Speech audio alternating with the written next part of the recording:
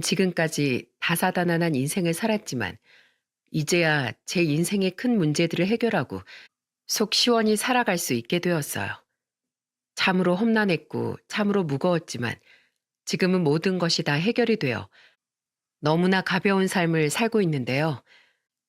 내 인생은 내가 개척하며 살아야 한다는 말을 이 기회에 뼈저리게 깨닫고는 지금은 정말 어엿한 현대 여성으로 잘 살아가고 있는 중입니다.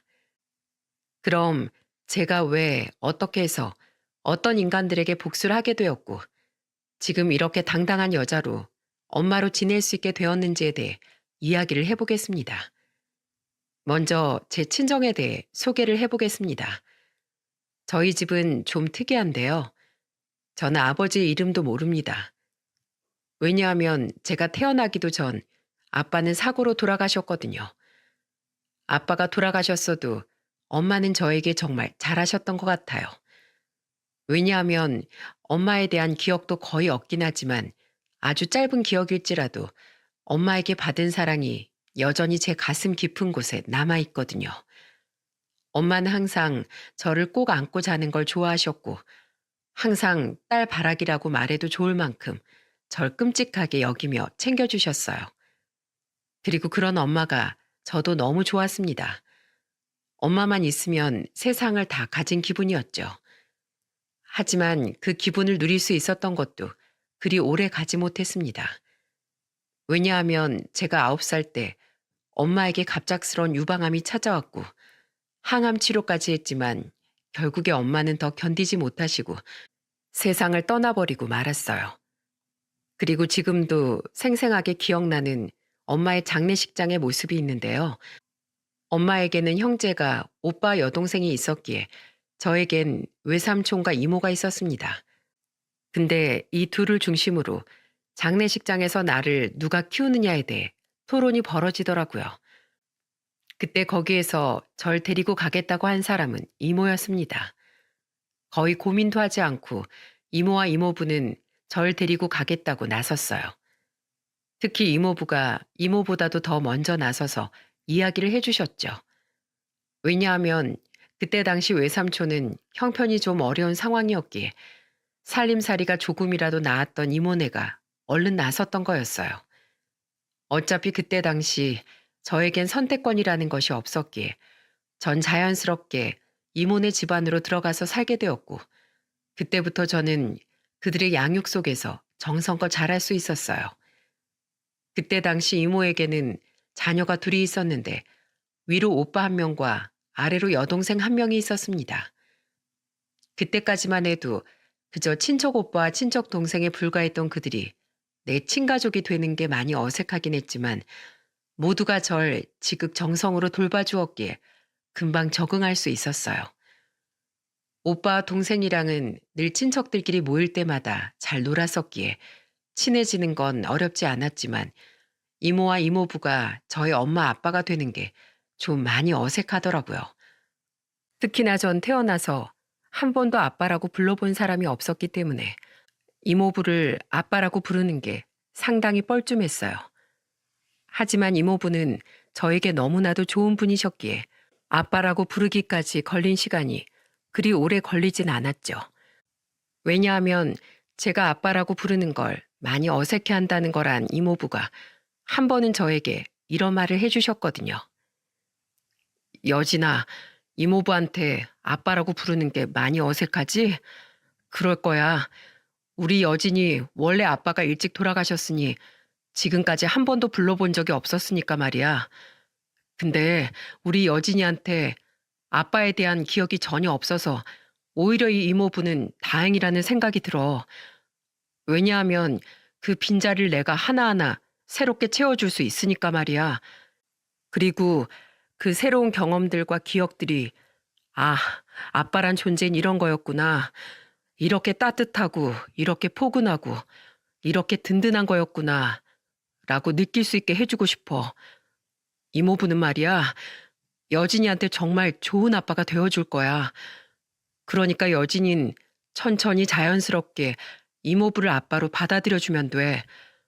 아빠라고 부르는 게 어색하고 또 그게 티가 나서 미안한 마음이 든다면 정말 그러지 않아도 돼. 천천히 와, 여진아. 아빤 항상 이 자리에서 여진이를 기다리고 있을 거고, 언제든 여진이가 달려오면 꼭 안아줄 거니까. 알았지?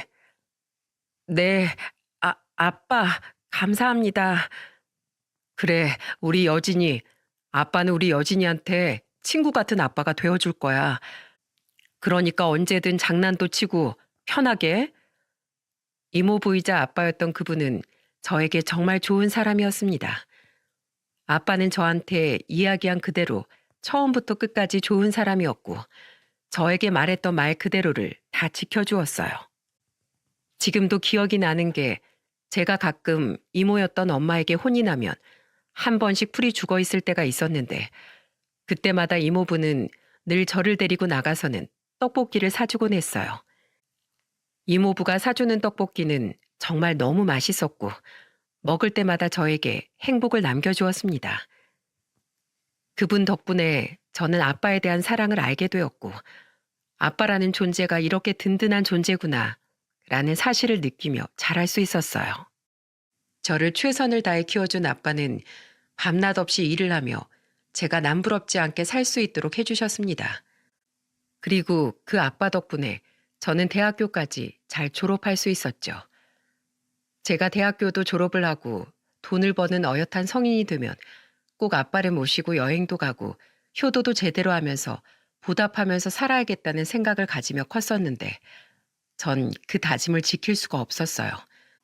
왜냐하면 아빠는 제가 대학교를 졸업하기 직전에 교통사고로 갑작스럽게 세상을 떠나고 말았거든요. 모두가 다 슬퍼했지만 저한테 아빠가 돌아가셨다는 건 세상이 다 없어지는 것과 같았습니다. 그래서 옛날에 친엄마를 보내던 그 장례식장에서보다 훨씬 더 많이 울었던 것 같아요. 아빠, 안 돼. 가지 마. 나한테 든든한 아빠가 되어주겠다고 했잖아. 그런 사람이 딸내미 두고 먼저 떠나버리는 게 어딨어. 가지 마. 가지 마, 아빠. 다시 살아서 와줘. 엄마 두 남매들보다도 더 울었던 전 결국에는 실신을 했고 링거까지 맞는 신세가 되기도 했습니다. 그렇게 아프게 아빠를 보낼 수밖에 없었죠. 그래도 전 곧 정신을 차리고자 했습니다. 왜냐하면 늘 아빠가 저한테 말했던 게 생각났기 때문이었어요. 여진아, 씩씩하게 살아. 알았지? 세상 어디에서도 당당하고 씩씩하게 살아야 하는 거야. 그리고 늘 그 뒤엔 아빠가 있다고 생각해. 그럼 너한테 용기가 생길 거야. 아빠는 어디에서든 널 지켜줄 거야. 사랑해, 내 딸. 늘 이렇게 말을 해주던 아빠의 말이 귓가에 스치면서 전 정신을 차리기로 하고 씩씩하게 살아보기로 결심을 했어요. 그리고 그때부터 악착같이 공부를 해서 졸업을 하기도 전에 취업에 성공을 할 수 있었죠. 근데 저한텐 참 씩씩하기 어려운 나날들의 연속이 그때부터 시작이 되었습니다. 사실은 아빠의 죽음과 동시에 그때부터 저에겐 어려움이 시작된 거였는데요. 왜냐하면 그때까지도 정말 좋은 분이라고 생각했던 엄마가 아빠가 돌아가신 뒤부터 정말 무섭게 돌변하기 시작했거든요. 엄마는 아빠가 돌아가신 뒤부터 점차적으로 이상해져 갔습니다.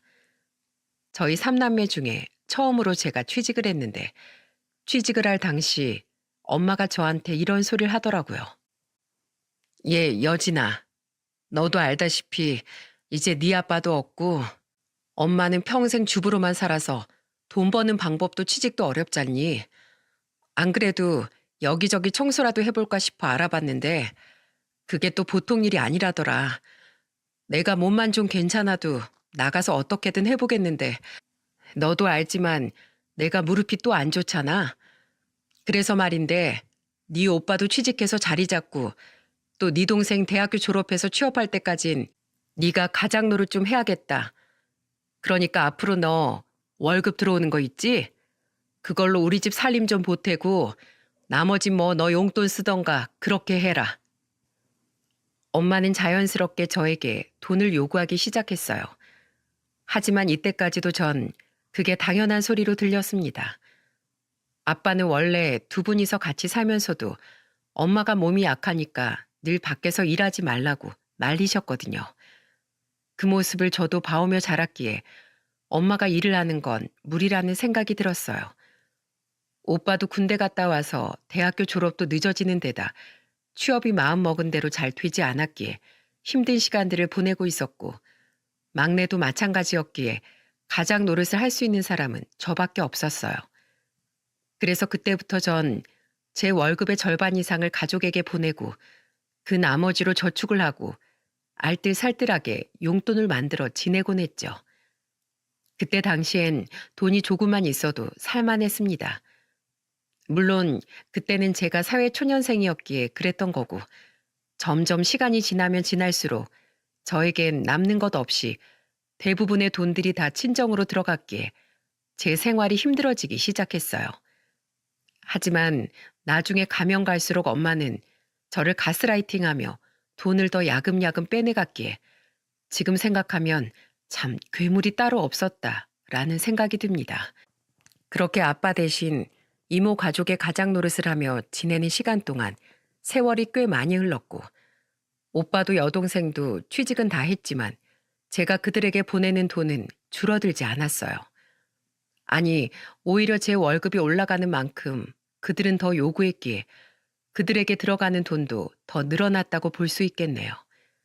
하지만 전 그게 그때까지도 억울하고 부당한 건지 잘 몰랐습니다. 왜냐하면 늘 엄마는 저에게 이렇게 말을 했었거든요. 예, 우리 집안이 더 잘 살 수 있었는데도 불구하고 지금 이런 형편이 되었던 건 다 자식이 하나 더 늘어서 그러는 거야. 우리 집안에 그래도 네가 와서 나도 참 좋고 기쁘다만 이게 경제적인 건 무시할 수 없는 일이니까 말이야. 이렇게 말을 하는데 전 당연히 제 몫을 다시 돌려주는 게 맞다는 생각이 들었죠. 근데 그게 모두 가스라이팅이었고 저에겐 참 가혹한 처사였다는 건 남편을 만나 알게 되었어요. 남편을 만나기 전까지 엄마는 계속해서 절 가스라이팅하며 이런저런 요구를 했었는데요. 동생이 취직을 하기 전까진 공무원 준비를 한답시고 노량진에서 학원도 다니고 자취도 하고 그랬는데 글쎄 그 비용을 다 저한테 대라고 하더군요. 처음엔 오빠도 취직해서 일 다니고 있는데 왜 그걸 제가 다 해야 하냐고 말했을 때 엄마는 저한테 이런 말을 했었어요. 야, 너 나 아니었으면 고아될 뻔한 걸 내가 데려다가 키워주고 지금까지 공부시켜주고 밥 먹여줬으면 그 정도는 해야 하는 거 아니야? 네가 지금 누구 덕에 이렇게 잘 먹고 잘 살고 취직해서 돈까지 벌고 있는데 넌 근데 고작 네 동생 공부 좀 시켜주라고 하니까 그게 힘들어서 투정이니? 못하겠다고 난리야? 너처럼 배은망덕한 애가 어디 있니 대체? 이렇게 이야기를 해버리니 제가 반박할 말이 없더라고요. 그래서 또 어쩔 수 없이 동생을 도와줄 수밖에 없었죠. 근데 거기에서 끝이 아니었습니다. 한 번은 오빠가 직장을 다니면서 처음으로 자동차를 사게 됐는데 엄마가 또 이런 요구를 하는 거예요. 예, 네 오빠 이번에 처음으로 차 뽑는단다. 회사 생활하면서 출퇴근이 얼마나 어려우면 차를 뽑을 생각을 했겠어. 그러니까 네가 네 오빠 차 사는데 돈 좀 보태줘라. 네 오빠 이제 일 시작한 지 얼마 안 돼서 현금이다 뭐다 돈 모아둔 것도 없는데 차 선입금 필요하대. 그것 좀 네가 내라. 어? 그걸 또 내가 내라고? 아니 오빠 집 나가서 제대로 취업 준비하겠다고 자취 시작할 때도 그 보증금 내가 다 냈잖아. 근데 이젠 차 사는 것까지 내가 다 보태야 돼? 얘가 또 이런 소리 하네. 야, 넌 지금까지 내 집에 얹혀 살면서 집세를 한번 내기를 했어. 전세금을 한번 보태기를 했어. 지금도 내가 장 봐오는 걸로 너 밥 다 먹고 관리비 내가 다 내는데 네가 뭐 하나 하는 게 있니? 공짜로 먹고 자고 하는 주제에 또 말이 많아. 공짜로 자긴 내 월급 절반 이상이 엄마한테 돌아가는데. 야, 그럼 그것도 없으면 이 살림을 어떻게 하니? 내가 몸이 아파 일을 할 수 있는 것도 아닌데. 넌 지금까지 내가 너 키우면서 뼈 빠지게 살림하고 너 돌보고 그랬는데 그 정도도 못해? 그럼 내가 이 나이에 무릎 다 나가서 밖에서 식당 일하고 청소할까? 그러고 살면 네 속이 편하니? 어? 잔말 말고 네 오빠 차 선입금 보내. 엄마의 가스라이팅은 늘 이런 식으로 이어졌어요. 하지만 매번 전 그들의 은혜에 보답을 해야 하는 위치였기에 별말을 할 수가 없었습니다. 그래서 결혼을 할 나이가 될 때까지 가스라이팅을 당하며 제 인생을 희생하며 살고 있었죠. 근데 그게 가스라이팅이었단 사실은 정말 모르고 있었어요. 그러다가 남편을 만나면서 엄마가 저한테 하는 게 가스라이팅이라는 걸 알게 되었고, 그걸 일깨워준 남편 덕분에 거기에서 벗어날 수 있었죠. 다들 그렇겠지만 저 역시도 지인의 소개를 통해 자연스럽게 남편과 만남을 가지게 되었고, 제가 만난 남편은 정말 따뜻한 사람이었어요. 제 마음 한구석에 자리 잡고 있는 제 아빠를 다시금 떠올리게 할 만큼 좋은 사람이었죠. 그리고 시부모님도 진짜 좋으셨습니다. 저는 결혼 전에 저의 가정사에 대해 다 밝혔는데 그때 시어머니가 제 손을 꼭 잡아주면서 이런 말씀을 하시더라고요. 여진아, 네가 참 고생이 많았겠다. 그래도 하늘이 도우셔서 너에게 새로운 가족들이 생기긴 했다만 어디 그게 친부모만 했겠니? 어쨌든 그 가족들이 너한테 잘한다고 하더라도 왜 외로움을 안 느꼈겠어?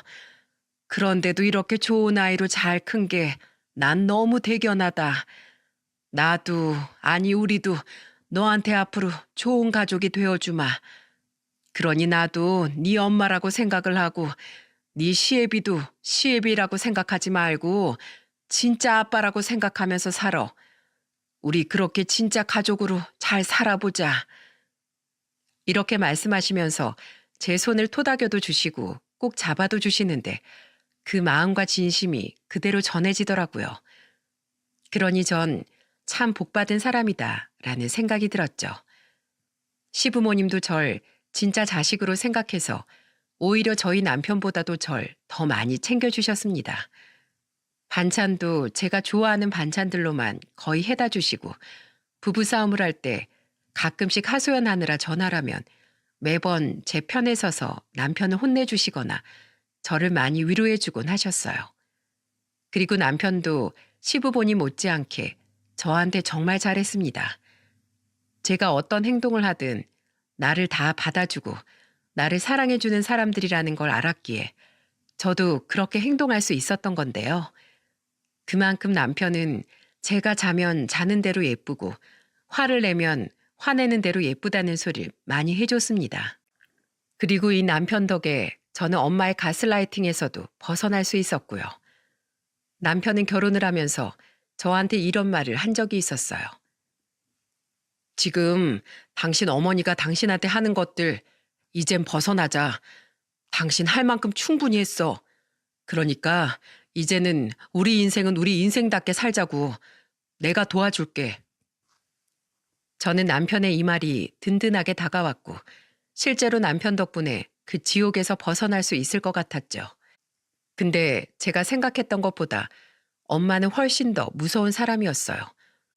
그리고 지금까지 잘 지내고 있었다고 생각했던 여동생까지도 무섭게 돌변하기 시작했죠.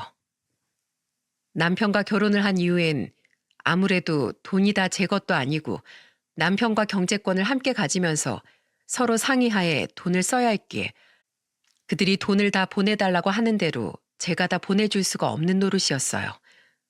그리고 남편과 상의를 할 때면 남편은 도와줄 수 있는 부분, 도와줘야 하는 부분에서는 도와주자고 했지만 그렇지 않은 부분에 대해선 칼같이 거절해야 한다고 했습니다. 전 그걸 남편을 만나 배우게 되었고 결혼하고 나서 처음으로 그들에게 거절을 하기 시작했어요. 근데 제가 거절을 하니 그들이 무섭게 변하는 게 아니겠어요? 진짜 보통 사람들이 아니었습니다. 그들이 저한테 돈을 요구하는 건 다 그런 것들이었어요. 예, 이번에 내가 카드값이 좀 부족하니까 돈 좀 붙여라. 200만 원이야. 언니, 나 친구들이랑 여행 가기로 했는데 비행기 값 좀 이번에 유럽으로 가기로 해서 돈이 좀 많이 드네. 언니가 비행기 값 좀 결제해주라. 등등 정말 지극히 사적이고 지극히 개인적인 일들 뿐이었어요. 옛날엔 제가 보태줘야 한다고 생각해서 매번 아무 소리 안 하고 해줬지만 결혼하고 나서는 아니었습니다. 결혼하고 나서는 남편과 상의를 했을 때 이건 아니다 싶은 것들은 전혀 해주지 않았죠. 그렇게 하니까 그때부터 그들이 돌변하기 시작하더니 급기야는 저한테 쌍욕까지 하더라고요. 차마 입에도 담을 수 없는 말을 엄마와 제 여동생은 저한테 했죠. 남편은 옆에서 그 모습을 지켜보다가 더는 안 되겠는지 크게 결심을 하고 발벗고 이 일에 나서 주었습니다. 그건 바로 앞으로 절 괴롭히지 않겠다는 조건하에 매달 70만 원씩을 그들에게 보내주는 거였죠. 결혼을 하고 나서도 그 집안의 돈은 계속해서 보내주고 있었어요. 대신에 남편이 결혼을 할 때도 그 금액을 줄일 수 있게 해주어서 제 월급의 3분의 1만큼만 보내고 있었는데요. 결혼 전에 남편이 저한테 제가 버는 거 절반 이상을 친정에 보내는 건 저한테 너무 가혹하고 부당한 거라면서 결혼 후에 어느 정도 자신의 입지가 다져졌을 때 저 대신 엄마한테 이렇게 말을 해주더라고요. 장모님, 제가 정중하게 드릴 말씀이 있습니다. 이 사람 월급 절반 이상이 지금까지 계속 장모님께 드려진 걸로 알고 있어요. 근데 이제 이 사람 가정이 있는 사람입니다. 언제까지 장모님께 그 돈을 다 드릴 수도 없는 노릇이고요. 처제도 있고 형님도 계시니까 그 두 사람한테도 생활비랑 용돈 받으시고 저흰 절반까지 못하고 제 와이프 월급의 딱 3분의 1만 보내드리겠습니다. 그 정도는 양해해 주세요. 뭐야? 그런 게 어딨어. 내 자식들이야 들어가는 돈들이 얼마나 많은데 걔네들은 달라고 해도 안 준다고. 장모님, 이 사람도 장모님 자식 아닙니까? 왜 제 와이프만 차별하시나요? 자꾸 이러시면 저 그 돈 아예 없던 것으로 하겠습니다. 그렇게 해도 아무 문제 될 거 없어요. 남편이 카리스마 있게 엄마의 역정을 눌러버리니까 엄마도 그 기세에 눌려서 깨갱할 수밖에 없었어요. 그래서 그 덕에 엄마한테 생활비 보내는 게 줄어들 수 있었는데 또 결혼 후에도 이렇게 괴롭히니까 남편은 특단의 조치를 취할 수밖에 없는 거였죠.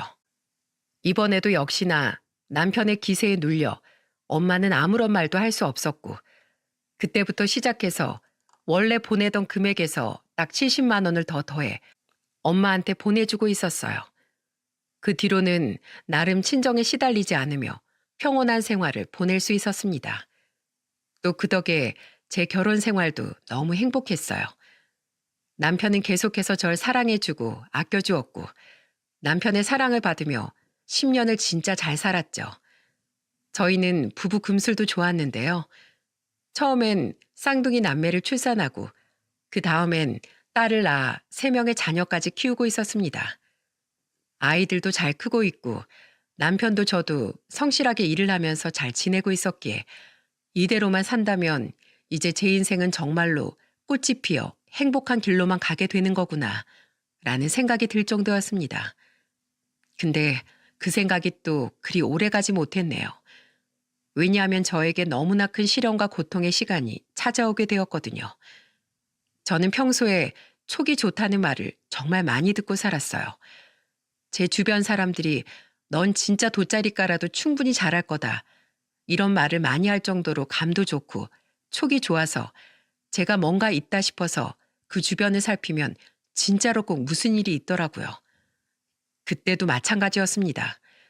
그날은 아주 지극히 평범한 날이었고 아이들을 다 씻기고 잠까지 재워놓고 저와 남편도 자리에 누웠을 때였습니다. 근데 그날따라 제가 잠이 잘 안 오더라고요. 그래서 한참을 뒤척이고 있는데 그때 남편의 입에서 나오는 말을 듣고 저는 깜짝 놀랄 수밖에 없었어요. 거의 눕자마자 잠이 든 남편은 1시간 이상을 곤히 자고 있었는데 바로 그때 갑자기 잠꼬대를 하더라고요. 근데 그 잠꼬대를 통해서 나오는 말이 저를 너무나 충격적이게 만들었어요. 효진아, 효진아, 우리 어디 갈까? 어디 가지? 남편은 잠결에 말하는 거라 말을 더듬었지만 그 안에 담긴 단어는 정확하게 들을 수 있었습니다. 남편의 입에서 나오는 이름은 분명 여자의 이름이었고 아주 친근해 보였어요. 전 거기에서 이거 뭔가가 있다 싶더라고요. 제 직감은 거의 틀린 적이 없었기에 저는 바로 남편의 핸드폰부터 확인을 했습니다. 남편은 지문 인식으로 핸드폰을 잠궈놓고 쓰고 있었기 때문에 조심스럽게 손가락 하나만 잡고서 살짝 다 핸드폰을 열었죠. 그리고 메시지부터 시작해서 사진첩 등등 모든 것을 다 뒤지기 시작했어요. 연락처에서 제일 먼저 효진이란 이름을 찾았고 메시지까지 열어보니 그들의 대화가 진짜 가관도 그런 가관이 없더라고요. 그 대화 내용을 보니 남편은 중견기업 가장으로 있었는데 그 효진이란 사람은 일반 사원인 듯 했습니다. 근데 제 남편에게 오빠 오빠 거리면서 문자를 했고 그 안에는 사랑한다는 표현들, 보고 싶다는 표현들이 전부 다 담겨 있었어요. 그리고 더 어이가 없었던 건 그 둘이 재혼 얘기까지 다 했다는 거였어요. 그 얘기를 한 걸로 봐선 그 여자도 유부녀인 듯 했습니다. 그런데 뻔뻔하게 재혼 얘기들을 하고 앉아 있더라고요. 사진첩 안에도 그 둘이 찍은 사진들이 몇 장 있었습니다. 저는 제 남편이 이런 배신을 때렸다는 사실이 너무나 충격적이었어요. 남편만큼 자상하고 저를 사랑해주는 사람은 없었다고 믿었었는데 그런 사람이 절 뒤로하고 유부녀와 바람을 피면서 재혼 얘기까지 했다는 사실이 저를 너무나 괴롭고 힘들게 만들었죠. 하지만 순간적으로 이성을 찾고 저는 이들이 바람핀 증거들을 다 캡처를 해서 제 핸드폰으로 옮겨 담았어요. 그리고 더 확실한 증거들을 잡기 위해서 남편의 뒷조사까지 했고 역시나 그들이 바람을 피우고 있었다는 사실을 명확하게 확인할 수 있었습니다. 근데 이걸 한 번에 터뜨릴 수는 없었어요. 왜냐하면 그때 제가 너무나 감정적이었고 거의 정신이 반쯤 나갈 만큼 힘들었기에 이걸 이대로 터뜨리게 되면 정말 무슨 짓을 하게 될지 모르겠더라고요. 그래서 일단은 제 마음부터 추스르기로 했고 저는 그래도 답답한 마음이 쉽게 가시지 않아 어렵게 엄마한테 전화를 했습니다. 그래도 제 친정 엄마였기에 생각나는 사람이 엄마라 전화를 했을 때 저는 이내 그 전화한 것을 후회해야만 했습니다. 그리고 더더욱 제 마음속에 큰 불길이 일어 모든 것을 다 초토화시켜버리게 되는 계기가 되고 말았죠. 제가 엄마한테 전화를 하니 엄마가 뭐라는 줄 아세요? 엄마, 나 어떡하지? 엄마, 박서방 바람 피우고 있었어. 박서방한테 딴 여자가 있었네? 난 그것도 모르고. 나 어떡해, 엄마. 나 이혼하려고. 지금은 마음 추스르고 있는 중인데 이혼은 할 거야. 나 버리고 바람 피우는 인간이라 내가 어떻게 더 살겠어. 엄마, 나 진짜 너무 힘들어. 너무나 아픈 마음으로 위로받고 싶어 전한 저의 말에 엄마는 가히 충격적인 답변으로 절 당황시켰습니다. 엄마의 대답은 이랬어요. 야, 요즘 시대에 바람이 뭐라고 이혼을 해? 옛날에 남자들 다 한 번쯤 바람 피우고 살았어. 맨날 룸살롱 가고 밥 안 가고 여자 끼고 놀면서도 부인들은 그거 다 참고 살았다고. 바람 피우는 게 뭐 대수라고 넌 이렇게 힘들어해? 하여간에 정신력이 그렇게 약해 빠져서 어디다 써먹어. 참고 살아 그냥. 너 생각을 해봐라. 박서방 같은 사람이 어디 있어? 난 오히려 이 얘기 들으니까 박서방이 대단하다. 그 바람을 피우는 와중에도 너한테 잘했다는 거 아니야. 그런 남자 흔치 않어. 그러니까 네가 다 참고 살아. 그리고 너 박서방이랑 이혼하면 내 돈은 누가 주니? 내가 뭐 땅 파서 생활비 버는 것도 아닌데 네가 갑자기 이혼해버리면 난 어떡하라고? 됐고 그냥 못 본 척 하고 살아. 전혀 생각하지도 못했던 엄마의 대답에 저는 마음이 무너지는 것 같았습니다. 어떻게 딸한테 그런 소리를 할 수 있을까요? 제가 진짜 딸이라면 그런 말을 할 수 있었을까요? 순간 그런 생각이 들어서 엄마한테 물었습니다. 엄마, 엄만 그럼 민영이 남편이 바람 피우면 그때도 그렇게 말할 거야? 다 참고 살라고? 어? 옛날엔 남자들 다 그러고 살았어도 여자들은 꾹 참고 살았다면서 그렇게 말할 거냐고. 제가 이렇게 말을 하니 역시나 제가 예상한 답이 나오더라고요. 이야, 너 미쳤니? 어디서 그런 재수없는 소리를 하고 있어? 민영이가 그런 꼴을 왜 당하니? 넌 언니가 돼가지고 동생을 그딴 식으로 얘기를 해? 이게 진짜? 야, 됐어. 더 통화했다간 열불 날 것 같으니까 끊자. 그리고 내가 충고한 대로 그냥 모른 척하고 살아. 저는 진짜 지긋지긋했습니다. 엄마는 저보다도 돈을 생각하는 사람이라는 사실에 이 집을 다 초토화시켜 버려야겠다는 생각을 했어요. 난 애초부터 엄마한텐 자식이 아니었고 그냥 돈줄이었구나라는 생각에 남편에게 받은 배신감만큼이나 그 충격이 너무나 컸습니다. 이 세상에 믿을 수 있는 건 나 자신 하나밖에 없다는 사실을 처절하게 깨닫게 되면서 그때부터는 전 이 두 사람들에게 복수할 계획을 세웠죠. 그리고 제 첫 타겟은 남편이었습니다. 저는 복수를 계획하고 마음먹은 날 애들을 다 재워놓고는 남편을 불러 말했어요. 당신 나한테 뭐 숨기는 거, 뭐 말할 거 없어? 뭐? 나 숨기는 거 없는데? 내가 뭘 말해야 하나? 남편은 뻔뻔하게도 제 질문에 아주 순진무구한 표정을 지으면서 말을 하더라고요. 그 모습이 정말 가짠게 느껴져서 바로 본론을 말했어요. 진짜 이런 뻔뻔한 인간 같으니라고. 당신 여자 있지? 나 다 알고서 말하는 거니까 거짓말 하려거든 안 그러는 게 좋을 거야. 처음이자 마지막으로 말한다. 그 여자 데리고 내일 저녁 8시까지 내가 말한 장소로 데리고 와. 안 오면 내가 그 회사까지 쫓아 들어가서 깽판 칠 줄 알아. 제가 이렇게 말을 하자 남편은 엄청나게 당황을 하며 그제서야 실토를 해댔습니다. 뭐? 당신 그거 어떻게 알았어? 여보, 그냥 나랑 얘기하고서 끝내자. 어? 내가 다 설명할게. 그 여자까지 올 필요 없이 그냥 나랑 말하고 끝내. 웃기지 마. 내가 말했지. 처음이자 마지막으로 말한다고. 내 생각 변함없으니까 어디 회사에서 쪽팔리고 싶으면 내일 8시 약속 어겨봐. 저는 이렇게 엄포를 내놓고는 안방으로 들어가 남편이 들어오지도 못하게 문을 잠그고는 혼자서 잠을 잤습니다. 그리고 정말로 그 둘은 제가 말한 시간과 장소에 나란히 등장을 했습니다.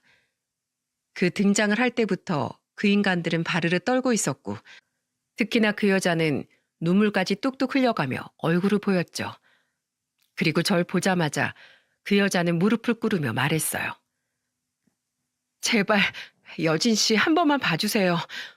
저희가 일하다 보니까 그냥 눈이 맞아서 잠깐 실수한 거예요. 그러니까 제발 우리 좀 봐주세요. 네? 저 직장에 소문나면 남편한테 맞아 죽어요. 그러니까 한 번만 봐주세요. 제발 용서해 주세요. 다시는 안 만날게요. 우리 헤어질 거예요. 저는 여자의 말이 정말 당황스러웠습니다. 어떻게 사람이 이렇게 뻔뻔하게 나올 수 있을까 싶더라고요. 그런데 더 어이가 없던 건 남편의 당당한 태도였어요. 남편은 그때까지도 그대로 서서 우리를 지켜보더니 뭘 하는 줄 아세요? 진짜 지금 생각해도 너무 어이가 없어서 웃음밖에 안 나오네요. 남편의 말은 이랬어요. 그래, 그쯤 해 여보. 우리 둘 다 실수였어. 다 그냥 한순간이었다고.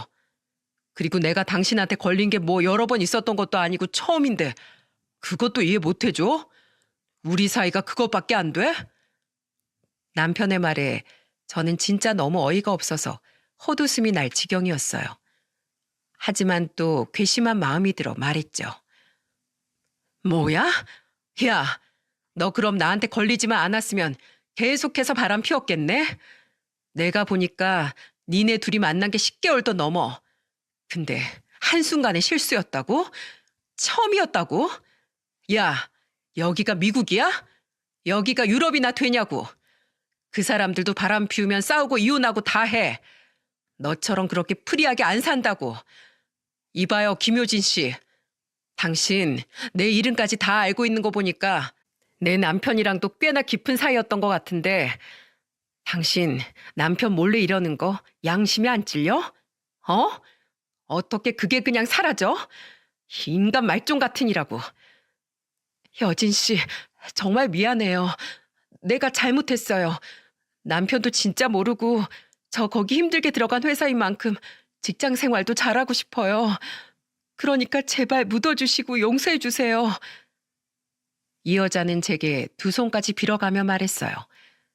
저는 그 모습을 보면서 고민하는 척 하다가 제가 원래부터 내렸던 생각에 대해 말을 했습니다. 좋아. 내가 네 인생이 불쌍해서 한번 봐줄게. 대신에 네가 내 망친 인생 책임져.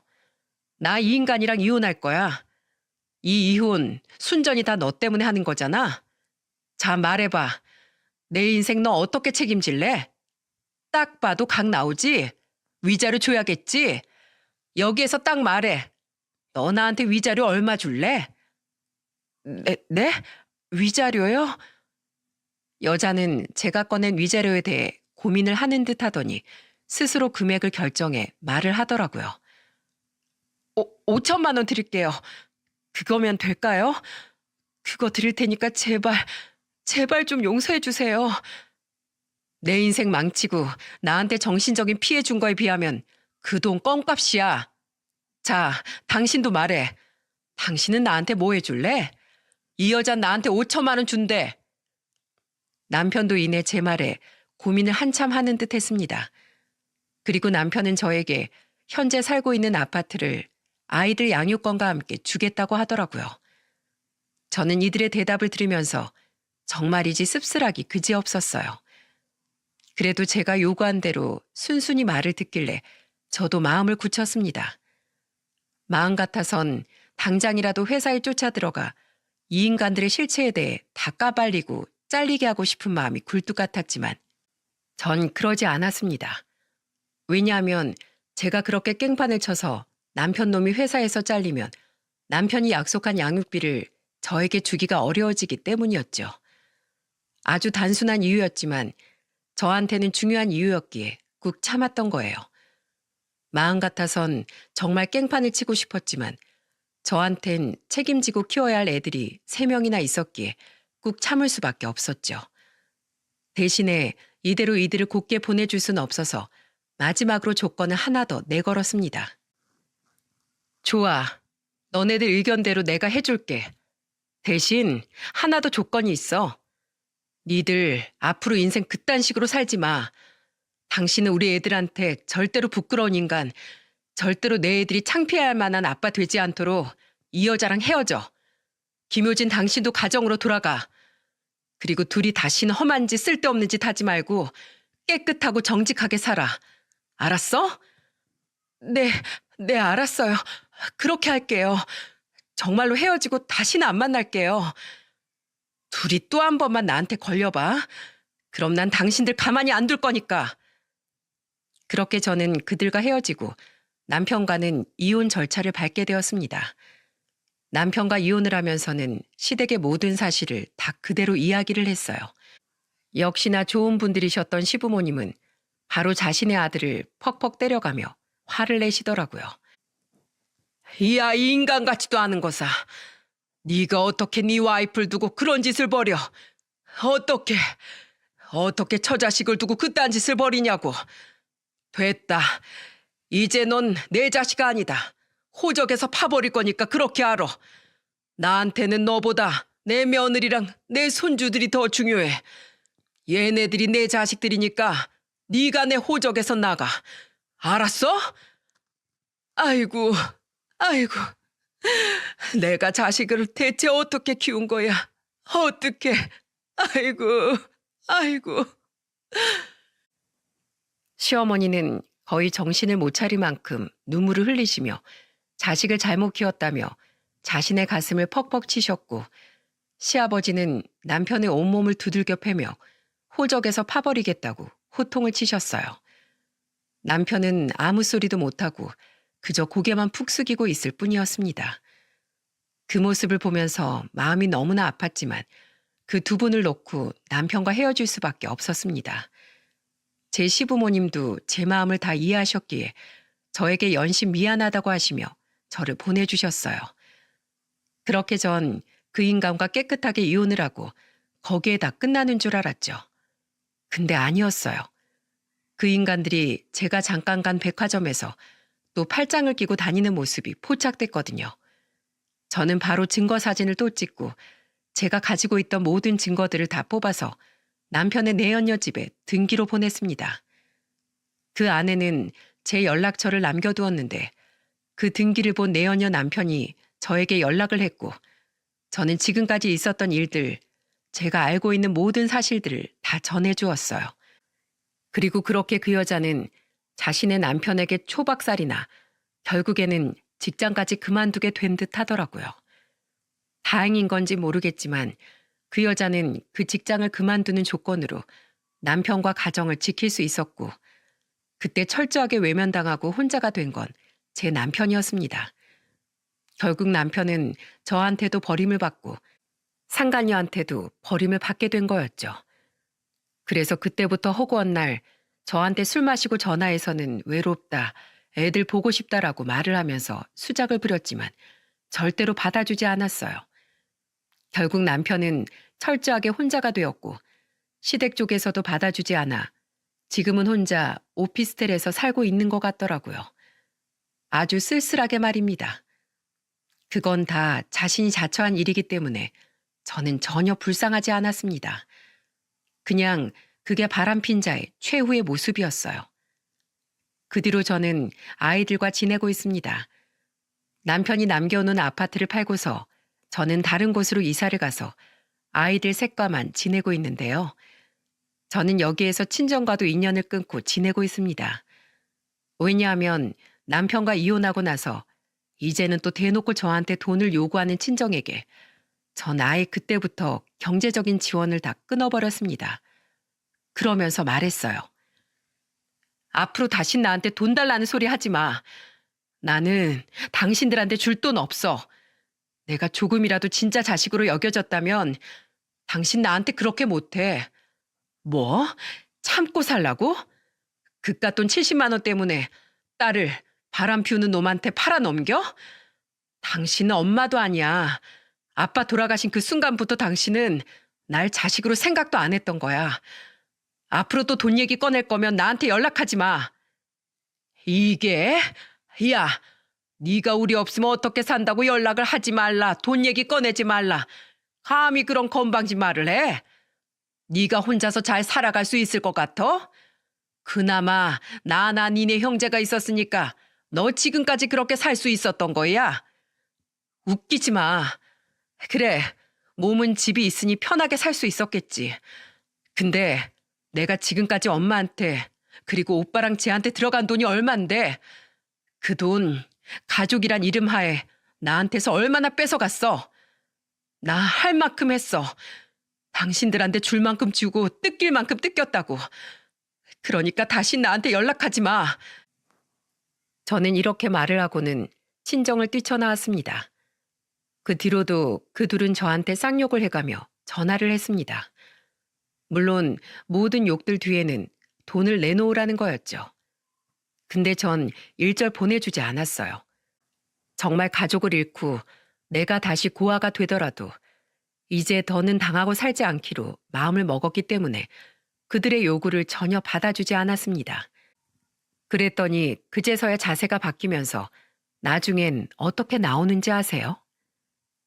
예, 여진아, 미안한데 어떻게 100만 원이라도 좀 줄 수 없겠니? 내가 진짜 생활이 너무 힘들어서 그런다. 민영이 얘가 또 내 카드를 가지고 가서 긁어선 돈을 안 내놔. 네 오빤 성격 대쪽 같은 거 알지? 돈을 절대로 안 내놓는다고. 아휴, 내가 진짜 자식을 어떻게 키운 거야. 제발, 그러니까 돈 좀 보내줘. 어? 내가 꼭 갚을게. 그거 다 자업자득이야. 이제 나 애셋 혼자 키우느라 돈 없으니까 엄마가 알아서 해요. 저는 이런 소리에도 엄마에게 매몰차게 말을 하고는 전화를 끊어버렸습니다. 엄마는 제가 완전히 경제적인 지원을 끊어버리니까 그제서야 어쩔 수 없이 밖에 나가 일을 하더라고요. 지금은 식당 일을 하면서 지내는 것 같은데 한 번씩 온몸이 아프다며 문자를 해오곤 해요. 제가 돈 얘기 꺼낼까봐 그 뒤로는 전화도 일절 받지 않고 아예 연락을 끊었더니 이제는 문자로 호소를 하더라고요. 근데 저는 그것도 다 무시를 하고 있어요. 제 동생은 결국 그 사치 때문에 결혼하고 얼마 안 된 남편에게도 이혼을 당하게 된 듯 했습니다. 어릴 때부터 돈을 모을 줄 몰랐던 동생은 결혼을 해서도 남편 돈으로 사치를 부리고 그것도 부족하면 엄마 돈으로 사치를 부렸기에 결국엔 엄마도 힘들어서 동생을 외면하고 남편한테도 이혼을 당한 듯 하더라고요. 참 콩가루 같은 집안이었다는 걸 제가 한 발짝 멀리 서서 바라보니 그제서야 알겠던 거 있죠? 그래서 아예 친정집에도 관여를 하지 않고 저는 오로지 애들만 생각하면서 지내고 있답니다. 그나마 감사한 건 시댁에서는 제 전 남편을 외면하고 살지만 저한테는 여전히 잘해주고 계세요. 애들 학원비라든지 양육비라든지 부족하지 않게 늘 매번 보내주시고 시어머니는 제가 좋아하던 음식들을 아직도 만들어서 가져다 주시거나 택배로 보내주고 계시죠. 그렇게 하시지 말라고 하는데도 꾸준히 그렇게 하시더라고요. 그러면서 저한테 하는 말씀이 있었어요. 여진아, 내가 뭐라고 했니? 내가 널 자식처럼 돌보겠다고 했잖아. 나한테 자식은 너야. 내 아들은 글러먹었다. 너랑 이혼하고 나선 지금도 개차반으로 살고 있어. 아휴, 애가 왜 그렇게 된 건지 모르겠다. 그래서 난 내 아들은 외면하기로 했다. 정신을 차리면 모를까. 지금은 내 아들 아니야. 그리고 그놈이 정신을 차려도 너랑 절대로 연결될 일도 없을 테니까 걱정하지 마. 난 네가 나한텐 딸이기 때문에 이러는 거니까 부담스러워하지도 말고 미안해하지도 마. 알았지? 이렇게 말씀해 주시는 시어머니 덕에 저는 조금 마음을 편하게 먹을 수 있었어요. 그리고 사실 시부모님을 끊을 수 없었던 게 아이들이나 시부모님이나 서로가 서로에게 너무 소중했기에 억지로 그 인연을 끊을 수가 없겠더라고요. 그래서 그냥 지금은 시부모님하고만 잘 지내고 있는 중이에요. 친정은 저에게 진짜 친정이 아니기 때문에 마음 둘 곳이 없어 많이 외로웠는데 그 빈자리를 시부모님이 채워주고 계셔서 저에게는 오히려 정말 감사한 일이에요. 물론 또 언제 이 인연이 바뀔지 모르겠지만 우선은 저에게 소중한 인연들에겐 최선을 다할 생각입니다. 하지만 그렇다고 해서 옛날처럼 호락호락하게 당하고만 살진 않을 생각이에요. 세상에서 험한 일을 몇 번 겪다 보니까 그제서야 제 자신을 어떻게 지켜야 하는지 깨닫게 되었거든요. 그래서 저는 다니고 있던 직장도 꾸준히 다니고 아이들도 열심히 키우면서 전과 달리 할 말도 열심히 해가며 지내고 있는 중이랍니다.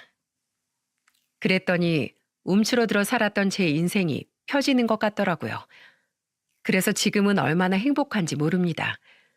주변에서도 이혼하고 제 얼굴이 더 폈다는 소리를 들을 만큼 잘 지내고 있으니 이 정도면 성공한 셈이겠죠? 여러분, 여러분에게도 인생의 험난한 일들이 한 번씩 찾아올 거예요. 하지만 그 험난한 일들을 통해서 얻어지는 것들이 있을 테니 너무 좌절하지 않으셨으면 좋겠습니다. 그 말씀을 해드리고 싶어서 저의 사연을 이렇게 장황하게 적게 되었네요. 그럼 여러분, 부디 당당한 인생을 살아가시고 어디서든 어떤 일이 있든 긍정의 힘을 잃지 마시고 행복하게 살아가시길 바랄게요. 제가 멀리에서 응원하고 있겠습니다. 그리고 여러분도 제가 우리 아이들 셋과 앞으로 더 당당하고 씩씩한 인생을 살아갈 수 있도록 많은 응원 보내주세요. 그럼 저의 긴 사연 들어주셔서 감사합니다.